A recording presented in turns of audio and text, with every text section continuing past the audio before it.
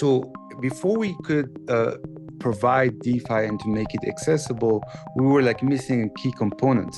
So coming from Wall Street, I would use like Moody's and Standard and Poor's in order to know what's the risk of a bond. And so we were not able to compare these yields. Even within the same like asset exposure, we would not be able to compare a 30% to a 4% because the 30% is riskier.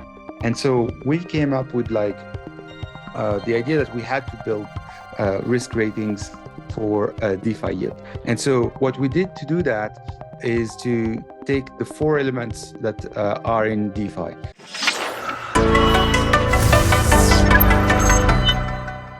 This content is brought to you by BitGo, which is one of the top crypto custodians in the crypto industry. BitGo works with many big companies and brands such as Pantera Capital, Bitstamp, and Bitcoin IRA. Nike also selected BitGo to power its wallets for its NFTs. And BitGo has many great services such as hot wallets, custodial wallets, self-managed cold wallets, and NFT wallets. Many institutions trust BitGo with its top-level security and incredible services, such as being able to deploy your capital while it's in custody, which includes lending, borrowing, trading, staking, DeFi access, and more. If you'd like to learn more about BitGo, please visit bitgo.com, link in the description. Welcome to the Thinking Crypto podcast. I'm your host, Tony Edward, and with me today is Mehdi Lebbar, who is the co-founder of Exponential DeFi. Mehdi, great to have you on. Great to be here. Thanks to be here, Tony. Mehdi, excited to speak with you. I've heard a lot about Exponential DeFi. I've seen your previous podcasts. I remember watching you on the Anthony Pompliano podcast. And I have a lot of questions in general about DeFi. So I want to learn about what you guys are doing and how you're doing it differently and what the future of DeFi looks like. But before we get there, tell us about yourself, where you're from, and what's your professional background. Yeah. So I'm Mehdi, I'm from Morocco. My professional background is in finance. I started my career in investment banking. I was at Credit Suisse on the M&A London desk for 2 years. After that, I went to the World Bank to invest in sub-Saharan Africa infrastructure projects.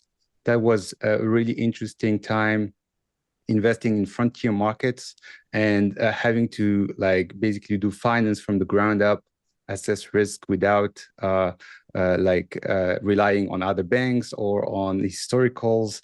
We really had to assess risk from the ground up. That was really a great time.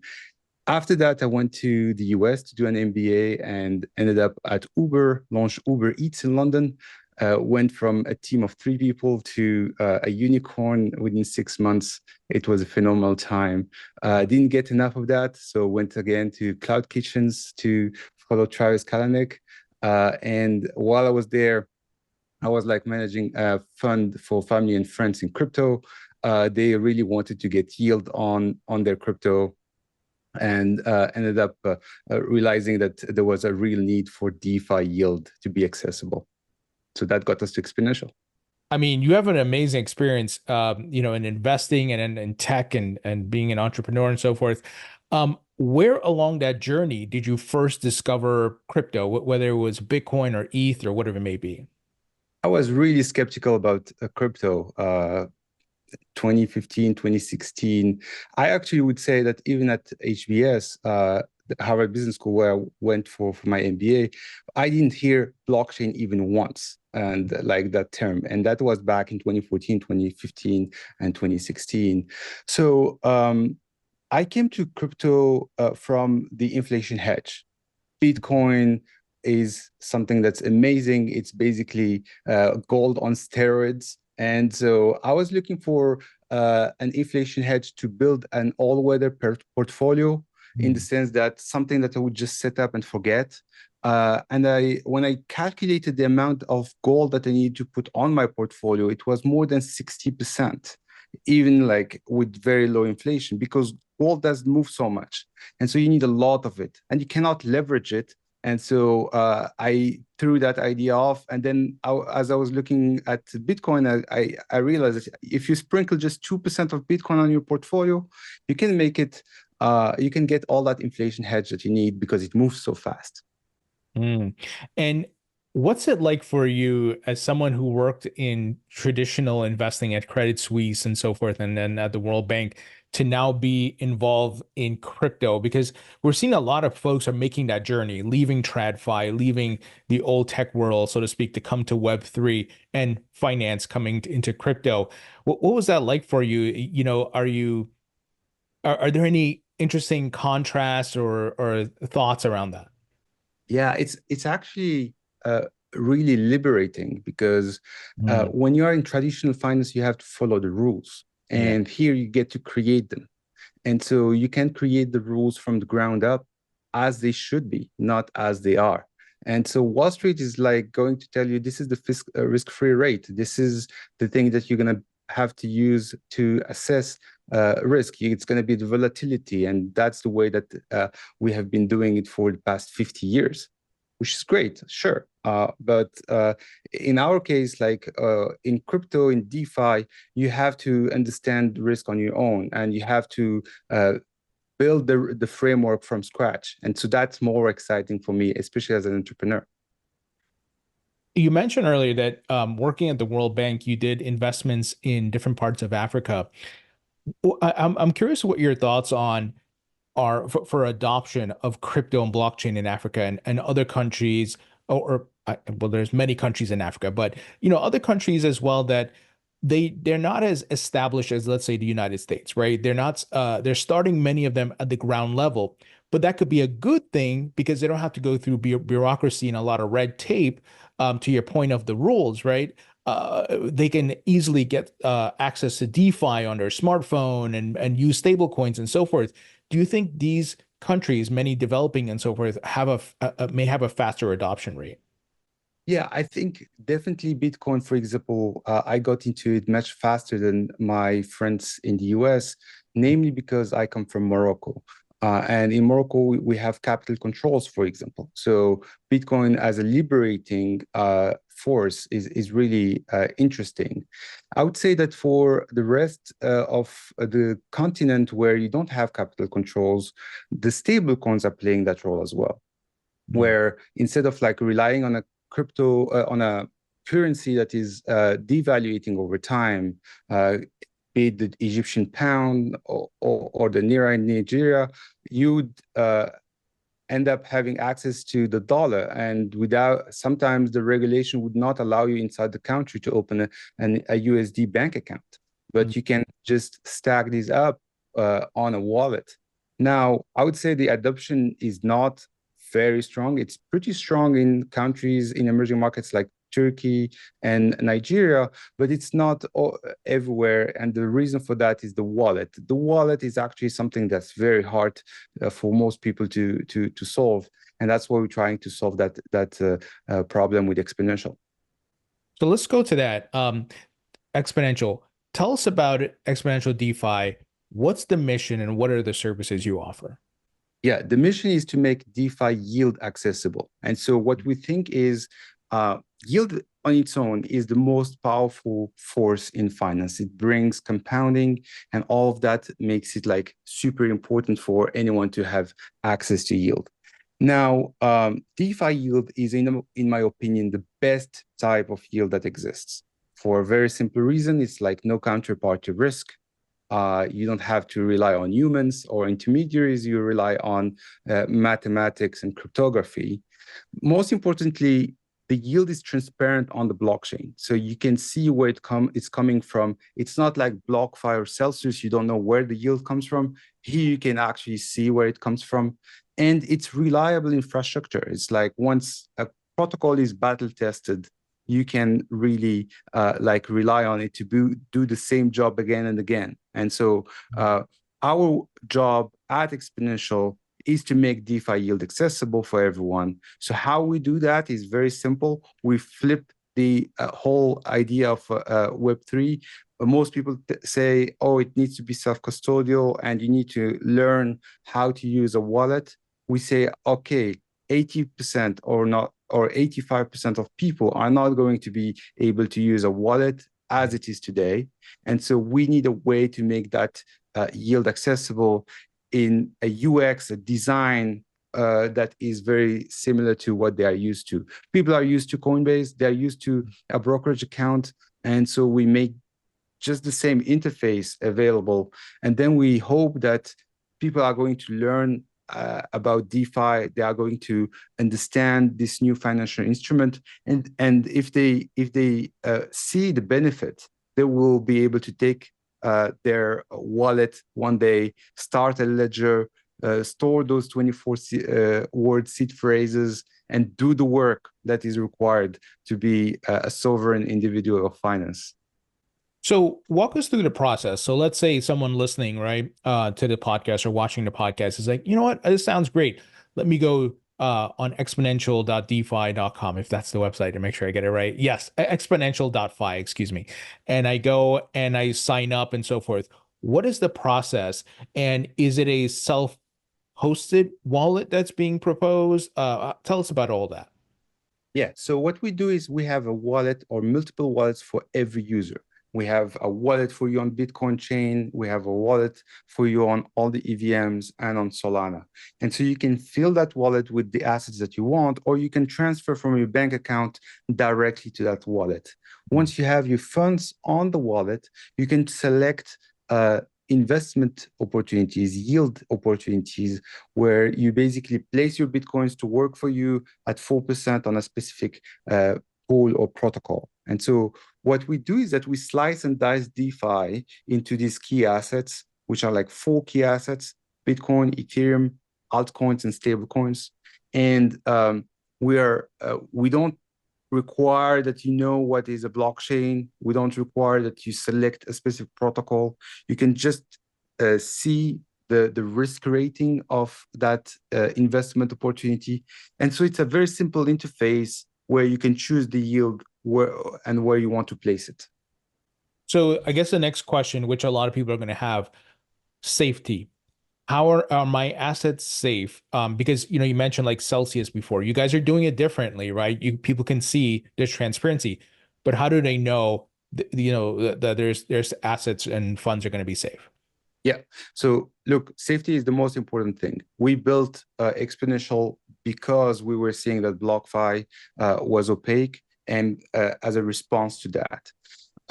What we have today is state-of-the-art technology and processes to safeguard the client assets. So everything is backed one-to-one. There is no rehypothecation, and no one can move your funds without your signature. So that's like something that's actually something we built, and we are the only one who built that. And once you put your assets in the wallet, no one can actually move them without you putting an order on the front end, on the web interface, and signing on it with your MFA. Oh, okay. That was going to be my question. This signature. Okay, so NFA. Interesting. And who do you guys use to custody the assets? Are you using like the top custodians out there? Yes, we're using Fireblocks with MPC technology, so multi-party computation with sharded keys and so on. And with regards to the yield that's generated, right? We know like, and once I'm not comparing you guys to Celsius or BlockFi or anything, but they were lending it out to like hedge funds and different people, and that was part of how they earned a yield. So tell us a bit about how the yield is generated in the services that you offer. Yes. So the yield is generated transparently on the blockchain through protocols. These protocols, the protocols that we list, are doing one of 4 jobs. The first job is staking, and that's mostly available on Ethereum only, and a few altcoins. So staking is basically the verification of transactions as a notary, and what you earn, the fees that you earn, are based on these transaction validations. So it's the same job as a notary. The second job that you have there is lending.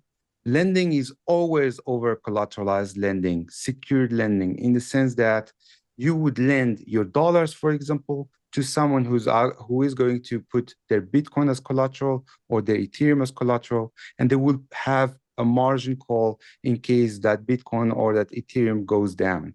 Most of the use today is on leverage trading. So people want to get some leverage. They're ready to pay 30% yield to get that leverage. Based on that utilization, you end up with 14% on Exponential. And so what you have there is like you provide dollars to someone who's going to borrow them with full collateralization. That means that you don't need to know who they are. The system does the right thing. The third job is market making.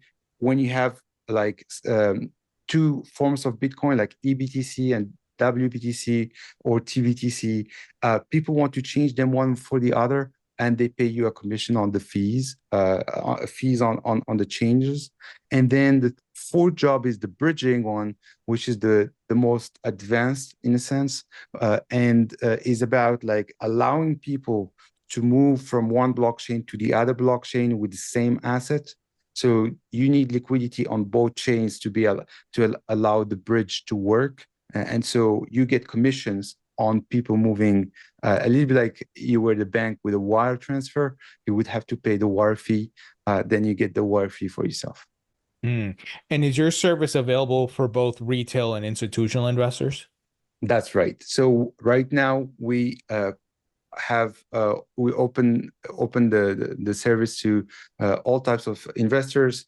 We do not have highly institutionalized clients yet because they require much more like regulation in terms of like SOC 2 and things like that. So we're not there yet. However, we have family offices and we have high net worth individuals and retail. In the US, it's only for accredited investors, though. Oh, okay. So that's important. No, only if you're accredited in the US. Got it. And then, but I'm assuming outside the US, pretty much anybody can use it. Yes. So the accredited investor requirement is something that we decided to do ourselves, just because like it is actually a good thing to start with a smaller set of investors, and then our plan is to expand it very soon. And then I noticed on your website you have like a risk rating chart, so to speak. Tell us about that and how you're using that to rate different protocols and how and what the risk level may be. So before we could provide DeFi and to make it accessible, we were like missing a key component. So coming from Wall Street, I would use like Moody's and Standard & Poor's in order to know what's the risk of a bond. And so we were not able to compare these yields. Even within the same like asset exposure, we would not be able to compare a 30% to a 4% because the 30% is riskier. And so we came up with like the idea that we had to build risk ratings for DeFi yield. And so what we did to do that is to take the four elements that are in DeFi. The first one is the protocol. Second one is the asset. The third one is the chain. And then you have the pool, which is a combination of many of these things. And so we built a framework, a scorecard for every one of these types of elements. And then with that scorecard, it's based on facts. We go and we verify. So we verify, like, is the protocol completely immutable? That's less risky than a protocol that can be changed. Is the protocol has a backdoor? If it has a backdoor, then that's very dangerous. How many people are able to decide on the tokenomics? Is there reflexivity on the asset that would create a debt spiral? So we have thousands of risk vectors. And what we do is like we go and it's fact-based, which is amazing. We just facts, looking at what is out there, being able to identify risks, and based on that, we combine all of that into a risk rating for the user when they are about to invest in a pool. Tell us a bit about your investors. I noticed Paradigm is one of them, or the lead investor. Tell us about that. Yeah, Paradigm is the lead investor. They are like the greatest, I think, VC in the crypto space. They believe in DeFi, and we also have Horn Ventures, who's also there, who's like looking. We leverage them for Kathy's experience as a prosecutor and in the US, and it's really great to be able to have such a great number of VCs. Hack VC is also pretty awesome at being able to have that experience of DeFi and like managing a DeFi fund before. And so all of these things combined are awesome. Oh, that's great. So I want to ask you, from a broader perspective of DeFi, we know version 1.0 of anything is not perfect, right? It's going to have flaws. And we've seen a lot of hacks and exploits over the years around DeFi protocols. It has ramped down for the most part. What do you think is the solution to solve that? And is it that, we just have to keep building and reiterate, different iterations will eventually solve a lot of these issues? Yes. So that permissionlessness of DeFi, which means that anyone can build anything and put it available for everybody and everybody have access to it, makes this an issue in a sense. There is no regulation of DeFi yet. And because of that, you end up with like things that don't make sense that get invented. And for example, like you could have a stablecoin like UST in Terra that has reflexivity with another coin, and that creates a death spiral. So, but it is a better world to have this ability to innovate in the open. It is a better world to have everybody have an access to finance in a permissionless way. And so the way that this works is that over time, people know what they should touch and what they should not touch. Most importantly, Aave has been built, and today you can do lending and borrowing on Aave and Compound. These become battle tested over time. You actually do not need to change the code, and it becomes a protocol, a proper protocol, just as we rely today on HTTPS or TCP/IP or SMTP. On the internet, you can now rely more and more on protocols such as Aave or Uniswap to be doing these jobs. And so that's the future we see. We see a future where you can have finance that is even more reliable than anything in traditional finance, because in traditional finance, you have counterparty risk everywhere. And so that those counterparty risks, they create those cycles where every few decades, you get like a big, great crisis, like the one we had in 2008 while I was in banking. So not having counterparty risk is something that is like really wonderful. All you need is to be careful. And that's why we build the risk rating system. We actually are the experts looking into this, looking at every protocol and saying, all right, does this make sense? And if it does, how long has it been around? If it has been around for a long time and billions of dollars have flown through that protocol without an issue, well, it starts to be something that makes sense, that is battle tested, and that can provide sustainable yield. Yeah, and do you guys do like any stress testing and try to hack it yourself to see if you can get through, or have bounties and things like that? That would be great. We don't do that. So the way we think about this is that this is an open market for hacking, in the sense that once a protocol is in the open, it can be hacked. And like you have hackers who are professional hackers who are just waiting for a vulnerability to be open in one of these protocols to exploit it. So if a protocol has more than $10 million in assets in TVL for a long period of time, it means that hackers have been trying to get in and haven't gotten in. And so that's where we say, okay, the way that we count the protocol maturity is the number of years that passed since the last version has been in the open with more than $10 million of TVL. Yeah, that makes sense. And I don't know if if this makes sense, what I'm about to ask you, but I'm just thinking out loud. Does it make sense for like a company like you to have FDIC insurance, even though this is in DeFi, but in case there is an issue that there's some sort of insurance to cover loss?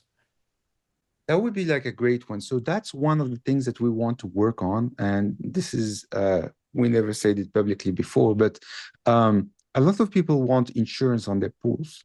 That's right. Hmm. And one of the ways to do that would be to take a cut of the yield to insure you on that. Hmm. We are best positioned to do that because we do the risk assessment. And so we could tell you, all right, if it's an A-rated pool, when it's going to be just like a few basis points. If it's a B-rated pool, it needs to be 100 basis points or 1 percentage point. And if it's a C-rated pool, it may be 2%, 2 percentage points. So we could do that. That's something that we are looking at. We have all the capacity to do it, but regulation is always something that's hard, that takes a lot of years. And so for a startup to start working on something that will only be out in 5 years, it's always a little bit difficult. So that's something that we're thinking about for next year. We want to start working on this insurance question because it actually helps a lot of people actually jump and do the and do the investment. Yeah, and I like the fact that, you're doing it in a way that you're taking a cut of the fees, right? And that helps to cover or be the insurance policy, so to speak. So I think that that model makes sense. And as you mentioned, like with the scale, the more riskier it is, the more of a cut you have to take. So like I would feel comfortable in doing that, right? And I'm not some sort of DeFi expert by any means. I do some staking, but I want to explore more. But I also I guess because of all the news that we've heard over the years, I'm a little jaded, but I would love to, participate and have some sort of, mini insurance policy. Anything goes wrong, it's backed up there. Yeah, absolutely. No, I mean, you're not the only one to be jaded, for sure. Like, and that's what makes the opportunity and the yield so high these days in DeFi.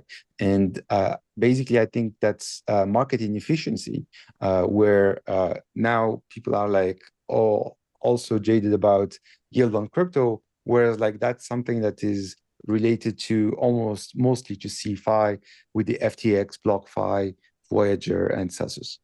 Mm. Now I notice on your website it says you guys are US FinCEN registered and compliant. Tell us about the licenses that you have, within the US and even like some of the major jurisdictions outside of US.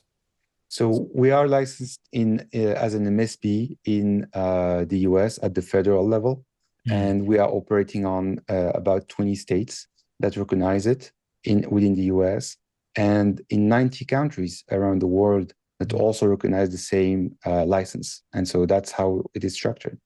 Mm. Got it. Now you mentioned you guys you're working on or thinking about the insurance policy as we head into 2025. Is there anything else that's on your roadmap for the remainder of 2024? Yeah. So for 2024, we have a whole new user experience coming in about 2 months that would like make choosing a pool even much easier. And so that's continuing the work there. We are also expanding the number of pool opportunities that we have with new chains like Solana.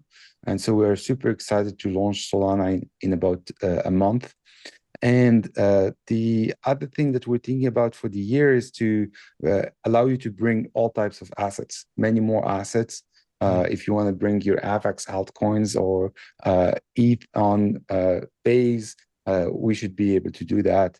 And finally, for next year, we're working on a credit card, which would allow you to actually do payments backed by the assets that you have on Exponential. Wow, that's really great. I'm going to test out Exponential. I am accredited, so I will definitely love to test it out. Although you mentioned it's only probably 20 states in the US. I don't know if New Jersey's on the list, but I'll have to check. It is. Okay, perfect. So I'll definitely check it out. Um, What is your outlook for DeFi over this is a tough question, right? Over the next like 5 to 10 years, if you want, or 8 to 10 years, as we get further into iterations, we have reputable companies like yours coming in and setting up shop, and things are a little more established. What is your outlook? Look, I think the outlook is pretty good. I take things from first principles, and when you think about it, DeFi is a more efficient form of finance than traditional finance. When I just arrived to the US, I had my Bitcoins, but I didn't have a credit score, and I needed $10,000 before starting work, and so before getting my first paycheck, I just put 2 Bitcoins and took a loan on Aave. And so by doing that, basically, I was able to very quickly get my money. If I tried to do that with a bank, I would have to go to someone who would then would have to take my small request to. I mean, I wouldn't have a credit card, so I would have to ask a bank, and the banker would not want to deal with all of that because I just needed money for 2 months. And at the end of the day, I paid, I think, 0.7%. That was on the way in and out. And so that became more efficient. So all this to say, the story is about efficiency in DeFi is amazing. You have now robots, blockchains that are replacing humans that are doing simple jobs of intermediation. And when you think about that, I applied one of the theories we learned at HBS, which is like the disruption theory. When you have something that's cheaper than everything available, it's just a question of time for the cheaper version or the more efficient version to take over. So I think that over time, we're going to see DeFi being used more and more for market making, for like putting transaction, for validation, for lending and borrowing, and all of these things, and for transferring money. And so that will create more yield. That will create also more need for that yield, more need for liquidity, and so we have basically a Cambrian explosion of protocols and of opportunities in DeFi coming in the next 5 to 8 years. Yeah, it's exciting. I don't know if this makes sense, but a thought that just came to mind because I saw Coinbase CEO Brian Armstrong tweet out about this. They were able to successfully test AI agent to AI agent crypto payments, I think using USDC. Do you foresee AI agents being involved in DeFi in any way, or is it still too early to determine that? So you already have algorithms trading on DeFi in the sense that some algorithms are going to optimize the yield by moving the range, or some other algorithms are going to be trading in and out. And they can do that successfully on DeFi because it's 24/7 and permissionless. So I would definitely see the next step for that story is an AI agent who takes a loan on DeFi and pays the interest over time to do something with that money. It's fascinating. It's so interesting, but it's also like scary, right? To see. Of course, anything with AI is scary. To me, everything in AI is scary, and everything in crypto is liberating. Yeah. Yeah, it's interesting. But it's like the new industrial revolution, right? Where all these new technologies and coming together like the early 1900s or late 1800s. It's fascinating. I would love to get your thoughts on the crypto market and what's been happening. It seems crypto has gone fully mainstream. You got Wall Street here launching Bitcoin and Ethereum ETFs. They're doing tokenization. There's so much happening. Crypto is getting mentioned in this political circles, right? As presidential candidates supporting crypto. What are your thoughts on the growth and what the future may look like? Well, this is the wild dream that we had 4 years ago, and something that we thought was impossible just 8 years ago. I think it's very welcomed. It's doing the same adoption as the internet itself. We are basically in that years of 97, 98, hopefully, and that we are going to get a lot of adoption. I see that Trump or his family is trying to launch DeFi protocols. I welcome that in the sense that you get like their marketing prowess at play here to get more people to look into this space. So that's the way I look at it. Crypto is what's interesting as well this year with the US elections is that it became a force. It's the first time. I think Coinbase put a lot of money behind this, and it's really good because basically the crypto industry got really put in a corner for the past 3 years with mostly Gary Gensler and the Operation Shock Point. And it's great to have like this reaction where we become a force, we become voters who really care about the future, because attached to crypto, there is a philosophical movement related to freedom, to the ability to have access to finance, to the equality of chances and opportunity. And all of that is inside the crypto philosophical movement. And it becomes very naturally a political movement. Yeah, and you mentioned Trump's DeFi project. I still haven't gotten all the details there, but it's fascinating that they're building that, and shows that there's going to be a lot of different people participating. When it comes to tokenization, what are your thoughts on tokenization? You have a lot of big institutions, Franklin Templeton, BlackRock, and so forth, tokenizing money market funds and different things on the blockchain. And can tokenized assets be used in DeFi eventually? Yes. So tokenized assets have, there are two purposes for tokenization. And the first one is allowing the movement of value. So when you tokenize something, let's say I tokenize an apartment, and I say like this token is the owner of the apartment. Now that you have the token on a blockchain, you can move it and you can give the apartment to someone else. And so that's the idea of tokenization. The first idea is to be able to move assets fast without permission to a new owner. The second reason that you would have tokenization is to build it on DeFi. And so if you have that token that represents the apartment or the property of that apartment, and you hold it, it holds the value of like that apartment, let's say $250,000. You can take a loan on it. You can put it on DeFi and take a loan on it. You could create something that is like, oh, we're going to cut that token into 52 pieces and everyone has a week.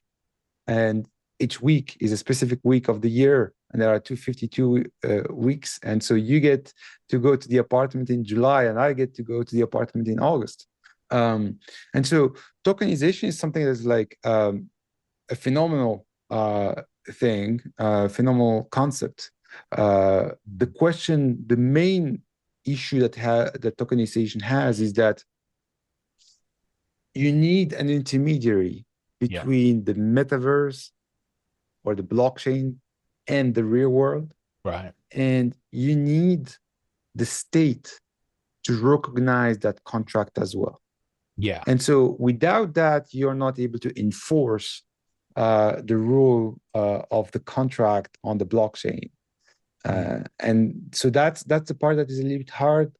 And that's why you see institutions being the first ones to try to create tokens, because they are able, even at their level, to guarantee the full power of that contract or token. Yeah, great point. And as you're saying that, I thought of, you need those intermediaries, like you said, the state, the financial intermediary, maybe the insurance intermediary, right? Something happens to the house or the apartment. But if you have those maybe three pillars, so to speak, buying in, and it's all in the blockchain and they're all maybe running nodes or whatever it is, right? So they can validate all these things. It opens up so many opportunities in secondary markets, tertiary markets, and being able to lend out I don't know, the tokens of your apartment or your car or something to people in across the globe. It just opens up a world of liquidity. Absolutely. And you can think about it as well with a Tesla, as you just said. Like a Tesla could, you could very well tokenize a Tesla. And what's amazing there is like Tesla could, for example, say, all right, you hold the token. That token allows you to open the door or not open it. It allows you to summon the car or not get access to that car.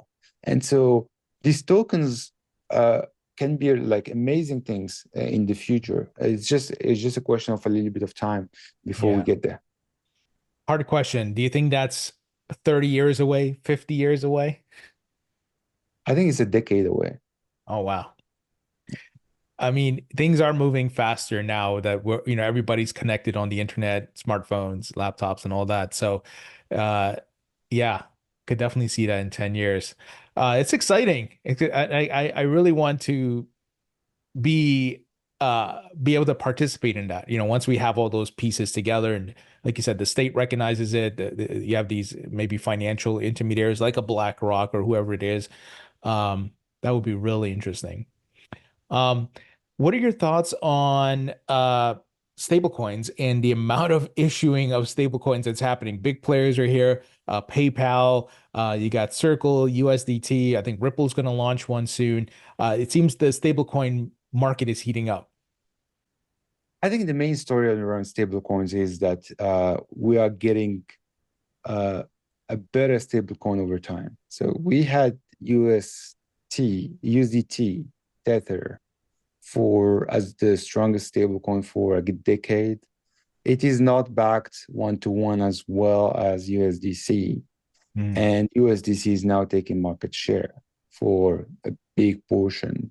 So that's a good thing for DeFi. It's a good thing for crypto as we are moving to the right thing.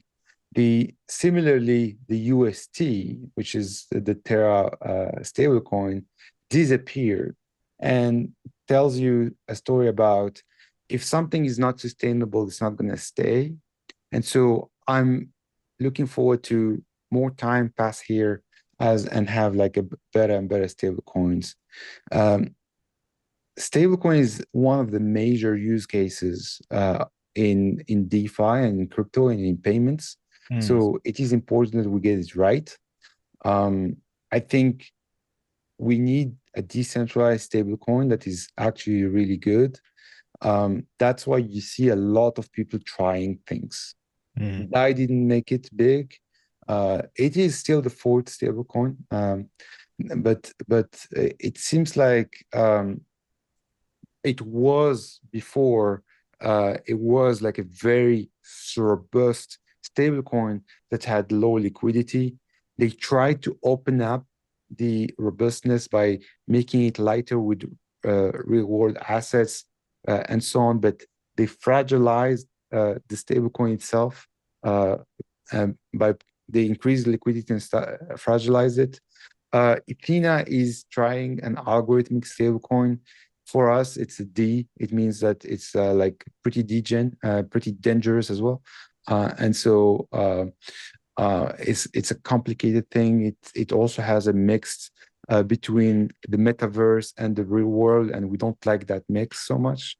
So I think there's still like a lot of innovation in the sense on the stablecoin world to create a decentralized stablecoin, a decentralized dollar, and it's very hard. Awesome. Yeah. Well, Mehdi, really great stuff. And I really like what you guys are doing. And I got some wrap-up questions here for you. First, if you could create your own metaverse, what would the theme be? I think I love the golden age of finance. So everything related from the 1970s of Wall Street, the late 80s in Japan with the Nikkei going up, and the late 90s with the dot-com bubble, the 2000s in London. All of these years were phenomenal. And with DeFi, you get to build all these things. Like you get to build all these financial instruments one by one, from bonds to options to derivatives to CDS and credit default swap and all of that. I think that would be like a great game. Mm. And rapid fire questions. Favorite food? Oh, the Moroccan tagine with lamb and purples. Favorite, Please. favorite musician or band? SG Lewis or good EDM. Favorite movie? Inception. Favorite book? My favorite book is definitely Anti-Fragile. It allowed me to learn about risk, and that was phenomenal. And when you're not working at Exponential, what are you doing for fun? I surf. Oh, nice. Mehdi, great stuff. Really excited about the future updates around Exponential. But thank you so much for joining me. Thank you. Thank you for having me. This was amazing.